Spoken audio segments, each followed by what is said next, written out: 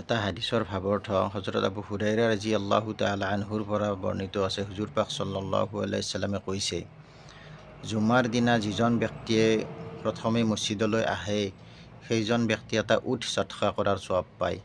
যিজন ব্যক্তিয়ে ২ নম্বৰত আহে তেওঁ এটা গাই গৰু সদকা কৰাৰ সওৱাব পায়।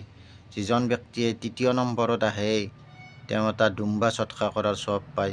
৪ৰ্থ নম্বৰত অহাজনে এটা মাইকী কুকুৰা সদকা কৰাৰ সওৱাব পায় আৰু ৫ম নম্বৰত অহাজনে এটা কণী সদকা কৰাৰ সওৱাব পায়। জুম্মাৰ দিনা ফিৰিস্তাসকলে মছজিদৰ দৰৱাজাত থিয় হৈ থাকে।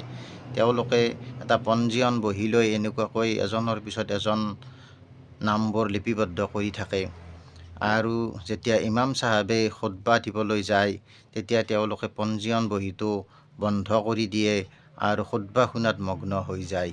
তো ভাইসকল, গতিকে আমি জুম্মা যিহেতু সকলোৱে পঢ়িব যামেই, গতিকে আমি যিমান পাৰোঁ সোনকালে যোৱাৰ চেষ্টা কৰিব লাগে। কিয়নো যদি আমি প্ৰথম যাব পাৰোঁ আমি সেই উট সদকা কৰাৰ প্ৰথম সওৱাবটো পাবলৈ সক্ষম হ'ম। গতিকে অলপ অৱহেলা নকৰি আমি যিমান পাৰোঁ সোনকালে যোৱাৰ চেষ্টা কৰিব লাগে। আল্লাহ তাআলা সকলোকে আমল কৰাৰ তৌফিক দান কৰক।